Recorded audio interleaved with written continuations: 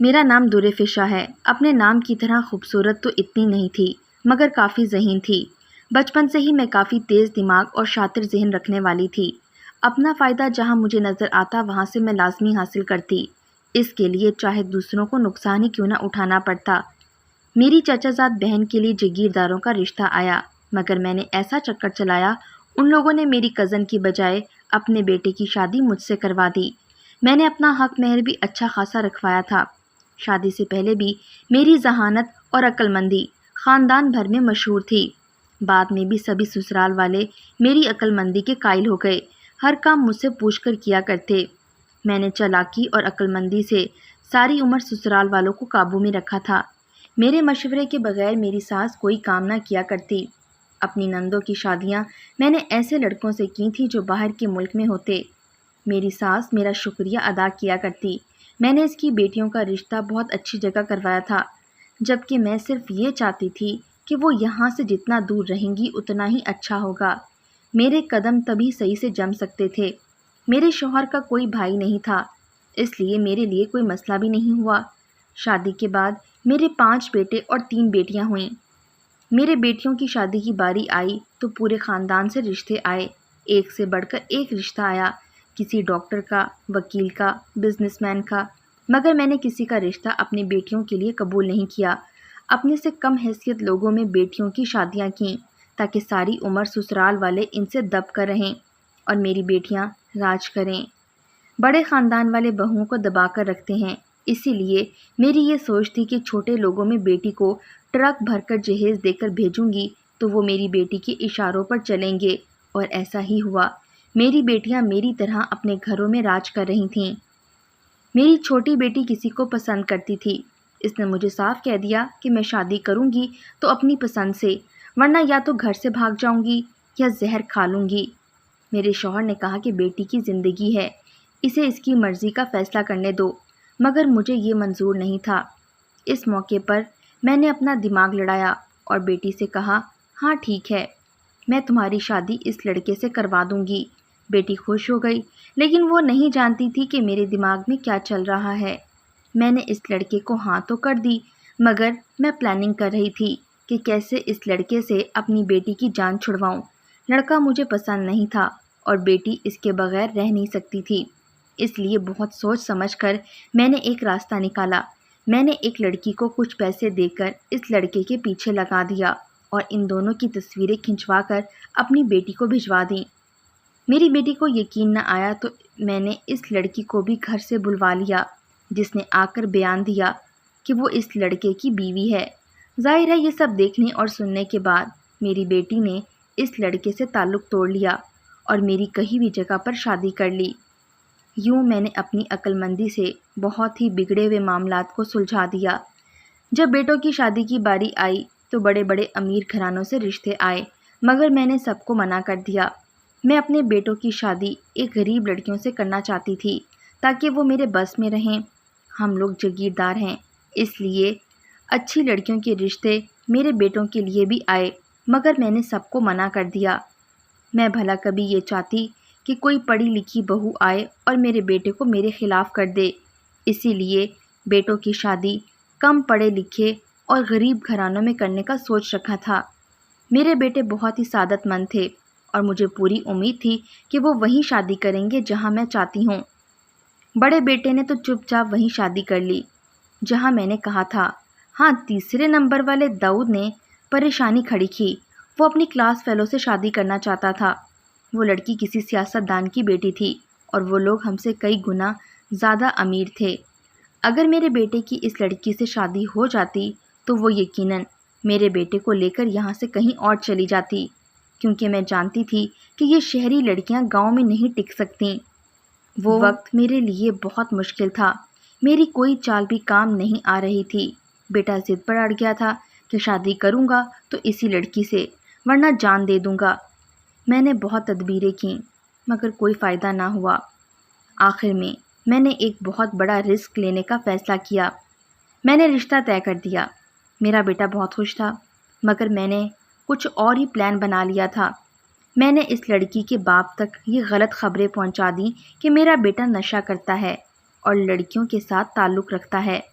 नतीजा वही हुआ जो होना चाहिए था। इस लड़की का बाप खुद हमारे घर आकर रिश्ता तोड़ गया और अपनी बेटी को इसने बाहर के मुल्क भेज दिया। यूँ मैंने अपनी दानिशमंदी से ये मरहला भी पार कर लिया। कुछ अरसे बाद इसकी शादी मैंने अपनी पसंद की लड़की से करवा दी। छोटे 2 बेटों ने भी बहुत कोशिश की, मगर मैंने किसी की एक ना चलने दी और पांचों बहू अपनी मर्जी से लेकर आ गई। मेरी सबसे छोटी बहू तो चिट्टी अनपढ़ थी, क्योंकि मेरा छोटा बेटा ऐसा था कि बड़ी जल्दी बातों में आ जाता था। इसलिए इसकी बीवी मैं अनपढ़ और बेवकूफ़ लाई, जो मेरे बेटे को मेरे खिलाफ ना कर सके, और ऐसी लड़की थी जो मेरे इशारों पर चलती। मैं रात को दिन कहती तो इसकी रात कहने की जुर्रत ना होती, वो दिन ही कहा करती। मैंने अपने पूरे घर की जिम्मेदारी अपनी बहुओं के सुपुर्द कर दी थी। बहुएं मेरी खिदमत किया करतीं, मगर मैं जानती थी कि वो दिल से नहीं करती, बल्कि डर से किया करती हैं। फिर मैंने एक तरकीब सोची। एक दिन मैंने अपनी सब बहुओं को बुलाया और उन सब को एक एक कोयला दिया। वो सब बहुत हैरान हुईं। मैंने इनको ये कोयला क्यों दिया? मैंने सबको मुखातिब करके कहा, तुम में से जो मेरी सबसे ज़्यादा खिदमत करेगा, इसके कोयले से हीरा निकलेगा। ये बहुत ख़ास कोयला है, हमारे पीर बाबा ने भिजवाया है। इसीलिए नेक नियति से जो इस घर को और मुझे संभालेगा, इसके कोयले से बहुत ही बेशबहा कीमती हीरा निकलेगा।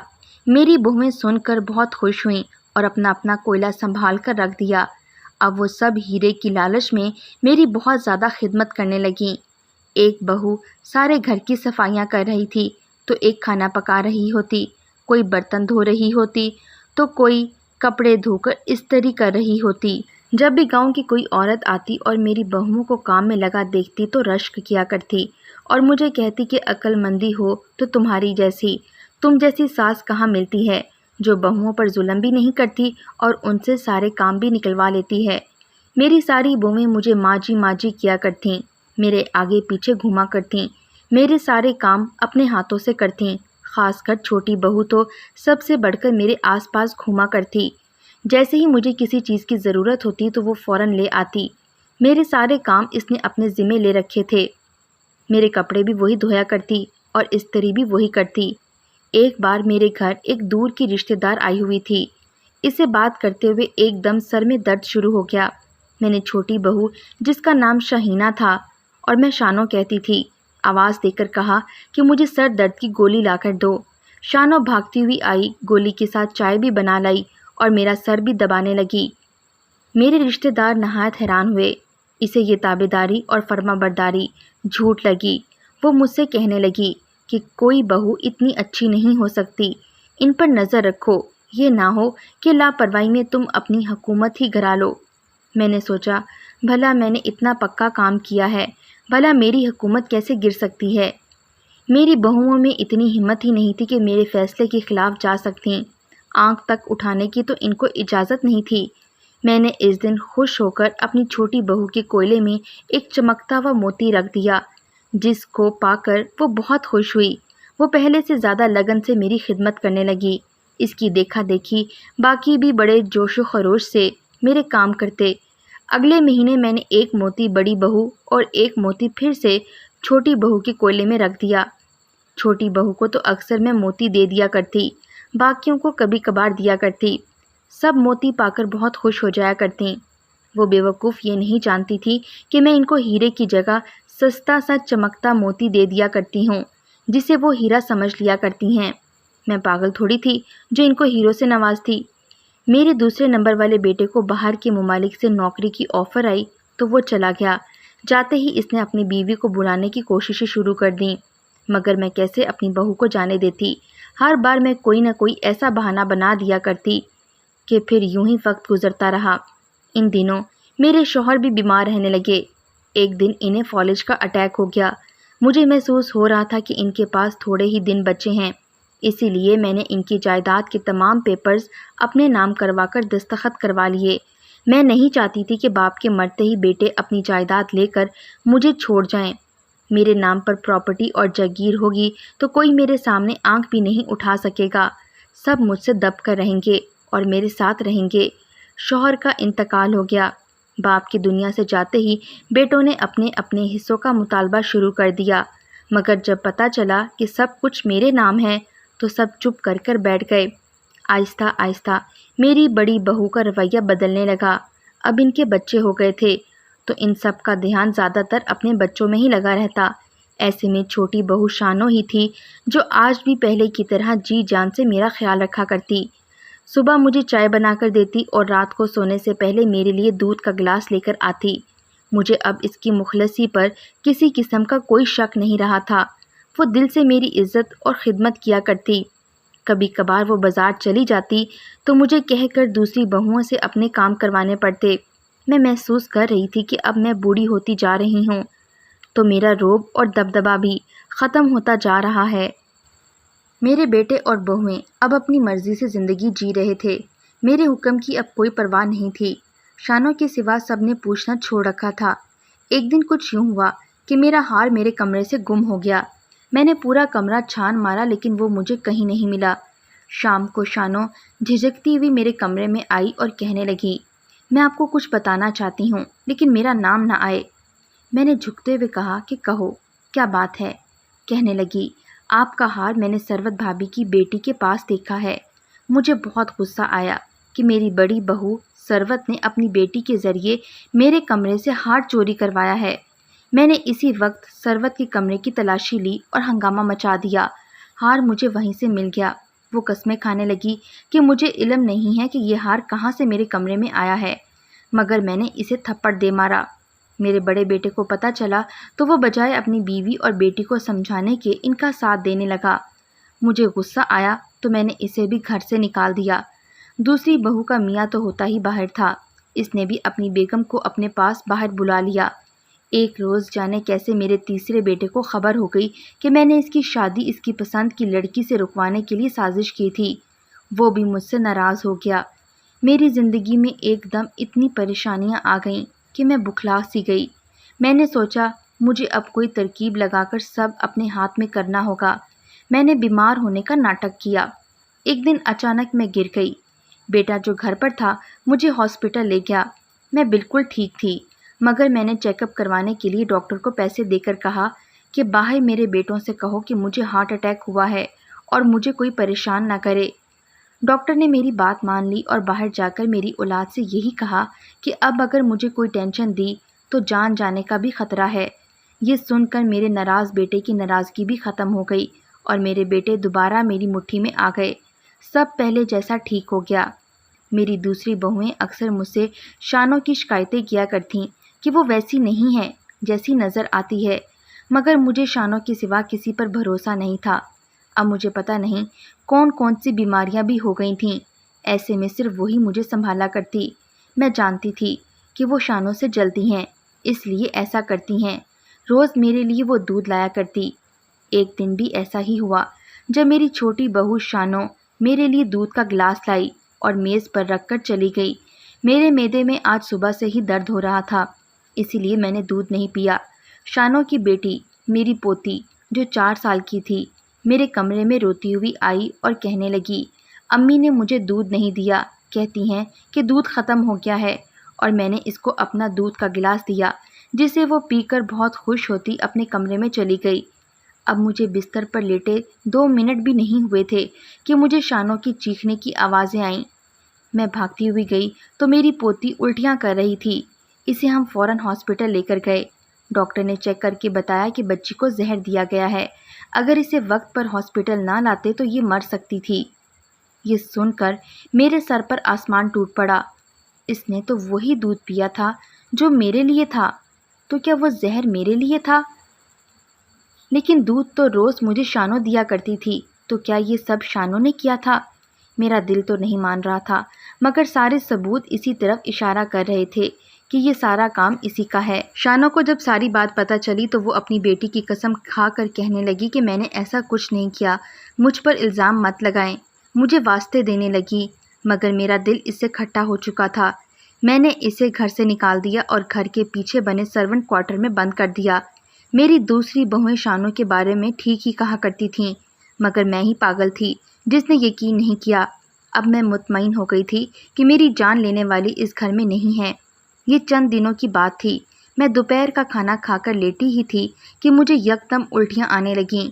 میری بہویں اپنے کمرے میں تھیں۔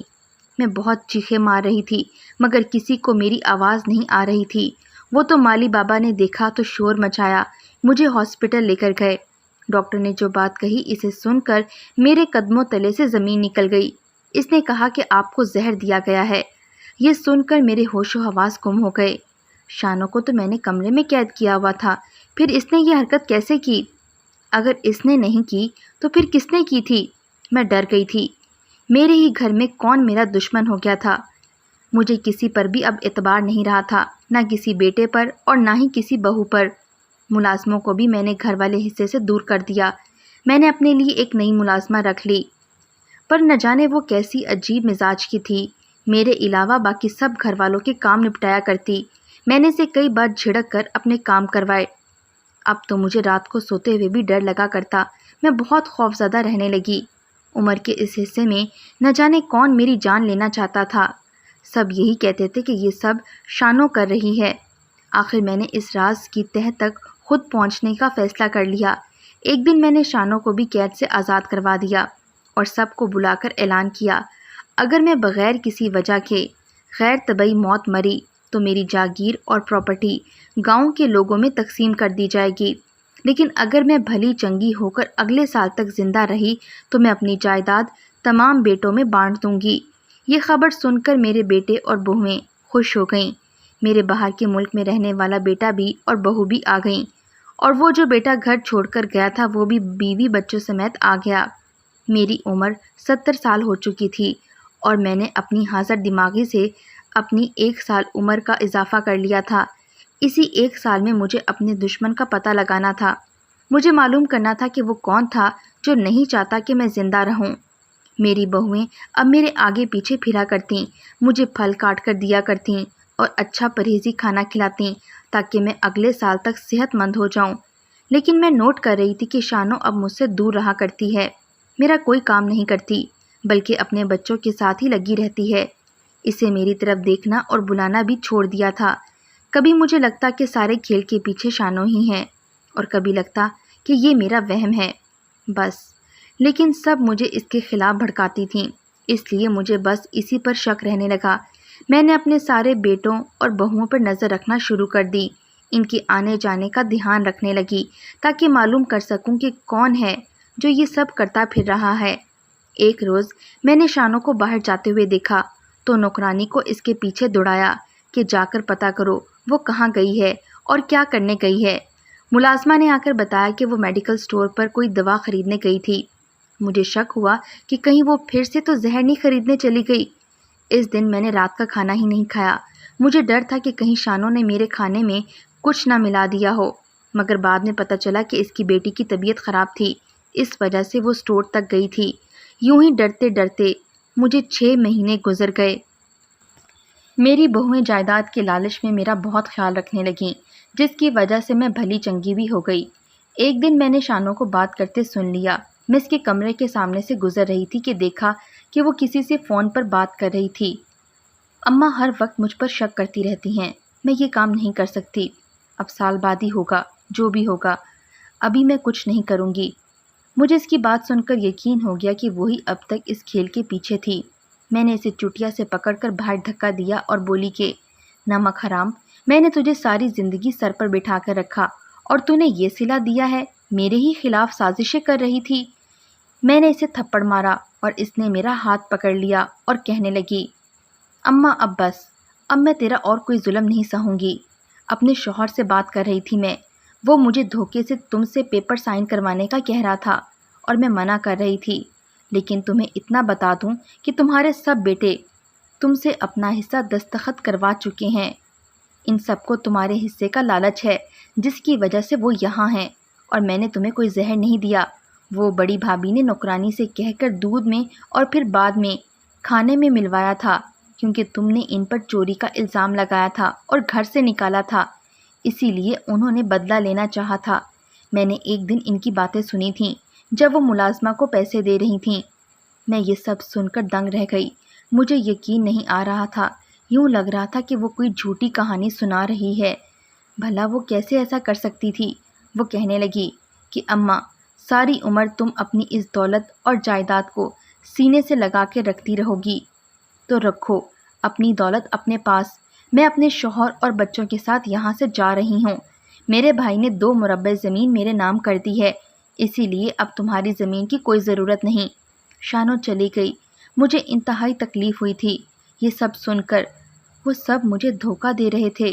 مجھے یاد آیا کہ ایک دن بڑی پوتی مجھ سے کہنے لگی، دادی میں نے ایڈمیشن لینا ہے اور امی مجھے اجازت نہیں دے رہیں، کالج کو کسی بڑے کے سائن کی چاہیے، آپ کر دیں۔ میں نے اپنی بہو کی ضد میں آ کر اور اسے نیچا دکھانے کی خاطر اپنی پوتی کو سائن کر دیے تھے۔ اس کے بعد باقی سب نے بھی کسی نہ کسی بہانے سے مجھ سے دستخط کروا لیے تھے، اور یہ سب مجھے اب سمجھ میں آ رہا تھا۔ مجھے یہ بھی سمجھ میں آ گیا کہ میں کس قدر شانو کو غلط سمجھتی رہی، حالانکہ وہ تو سب سے بڑی میری خیر خواہ تھی۔ اس کے جانے کے بعد باقی سب بھی چلے گئے، کیونکہ سب کو یقین ہو گیا تھا کہ میں اپنا حصہ کسی کے نام نہیں کروں گی۔ اس بڑھاپے میں میری کوئی ذہانت اور چلاکی کام نہ آ سکی، میں اپنے بچوں کو جوڑ کر نہ رکھ سکی۔ میں نے اپنا آشیانہ اپنے ہاتھوں سے اجاڑ دیا۔ آج میں اکیلی نوکروں کے رحم و کرم پر ہوں اور پچھتا رہی ہوں۔ ساری عمر چلاکی سے اپنا فائدہ اور دوسروں کا نقصان کرتی رہی، اور اب اس موڑ پر سب سمجھ آ رہا تھا کہ میں نے صرف اپنا خسارے کا سودا کیا ہے۔ میرے ہاتھوں میں اب کچھ نہیں رہا۔ سب سے قیمتی دولت تو میرے بچے تھے جو مجھ سے دور ہو گئے۔